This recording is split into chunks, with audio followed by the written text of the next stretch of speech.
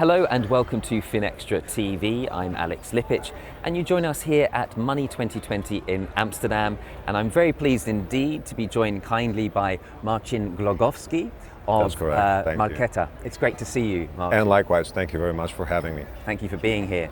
So, some exciting news. You've recently launched, or you've announced the launch of a new office in Warsaw.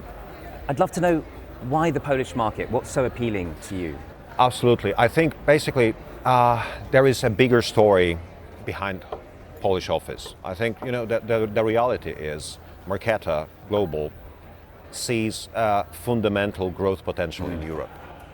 And that being said, Warsaw office is part of us tapping on this opportunity. Because Warsaw office, de facto, on one hand, is putting our foot, the material foot, into EU. Sure. But it's also a part of our expansion in terms of our product offering and going towards card management programs and managed services into Europe as well. So the team in Warsaw is actually the muscle we need on top of the product that is coming to make what we offer to our existing and future customers much broader scope of services and the value itself. Really interesting insight, thank you. And why do you think there's such a demand for embedded financial solutions?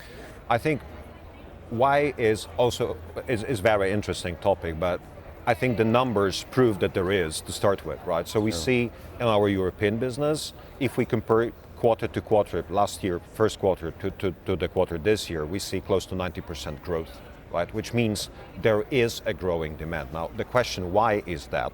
I think embedded finance is very broad and potentially very differently interpreted what it is, right?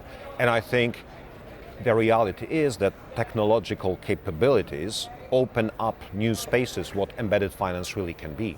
So us realizing that in discussions with our existing and potential customers, them realizing what potential value there is behind utilizing the technology towards their strategic objectives, this is what really makes embedded finance grow, because it's not like a single use case. It's actually pockets of new use cases open up as we speak and discuss with the market. That's absolute beauty of that. Yeah, so it sounds like a lot of exciting things to look forward to as well, and be interested to see how they develop. So tell me, Marcin, advancements in card payments, how are they benefiting banks and financial institutions, do you think?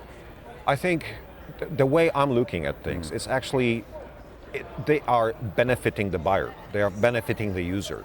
And in the end of the day, if there is a benefit for the user, the participants of the market that make that happen, that make that possible, are benefiting in the result. Sure. So I think in number of use cases, the value of let's say, extending the use cases of cards themselves allows buyer to see various types of benefit in a very high level way of saying that. No, sure. So I guess that brings me on to the million-dollar question, looking forwards.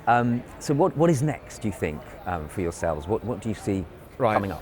If I basically roll towards more distant future, not basically the perspective of the next 6 to 12 months, I think, the fascinating thing for me, stepping into embedded finance, and this was even fascinating, but I did not see as basically a way to realize that, was in the end of the day, kind of a vision that if you take a relationship, also from, let's say, online experience perspective of the buyer on the merchant-seller context, there are only two emotionally engaging elements or steps in the whole journey for the buyer, which is I made a choice and I'm getting what I chose and paid for. But everything in between can be at best neutral experience.